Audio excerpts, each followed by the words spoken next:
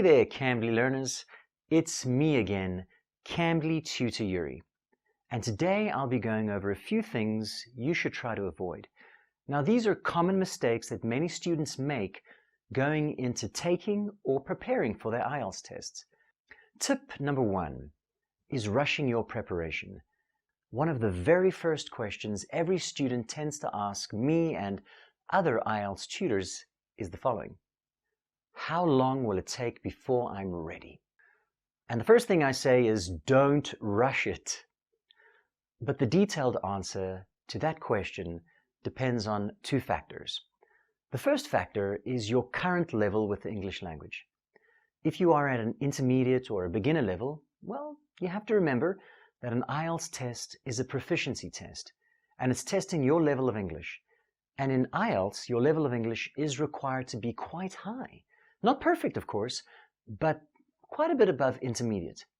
So determine with your Cambly tutor what your level of English proficiency is, and this should give you a better idea of how much preparation you may still need before you're ready. The second factor will determine how long it will take before you're ready is, what is your target band score? Are you working towards an overall IELTS score of 6.5 or 7 or even higher? Now, depending on what level you are on now, remember the following, that it can take upwards of 12 weeks to move up a score band by 1 point. So speak with your Cambly tutor and ask them to assess your level, and every few weeks, ask them to reevaluate your current band score to get an idea if you are improving and also how quickly you are improving. But most importantly, of course, don't rush your preparation.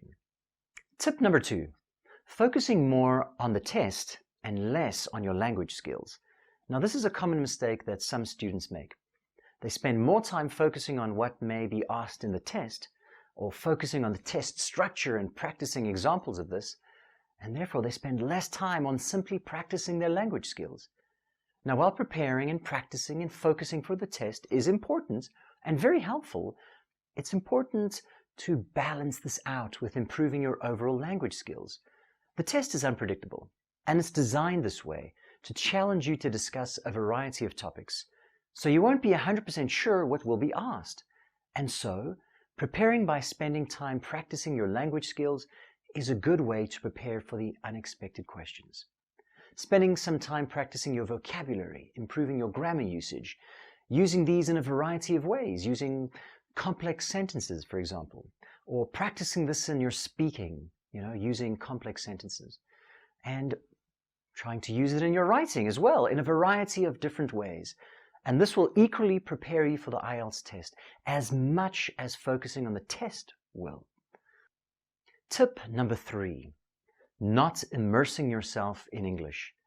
Another mistake that many students make in preparation for their IELTS test is to not immerse themselves in English. In order to best improve your English language skills, it is important that you expose yourself to as much English as possible.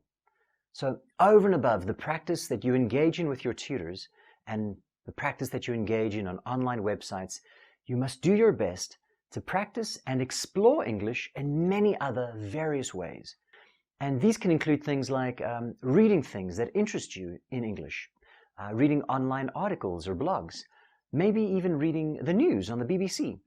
There are quite a few helpful sites online that are specifically focused on English learners, such as breakingnewsenglish.com or Engu. So another thing you can do is write some English every day. Keep a diary, write in a journal about your thoughts and your experiences in the day. Consider communicating with an online community, such as people on a Facebook group that share an interest with you. Watch movies in English, listen to native speakers talking to one another, and if possible, join in. Try the shadowing technique. This is where you repeat what someone has just said in English. So maybe you can watch a movie on Netflix, listen to what's being said, pause the video, and then repeat what they said, and then continue playing, and then do this again with the next part. Repeat what they said. Press play. This will help with your pronunciation, with your intonation, and with the stress that you use in your English.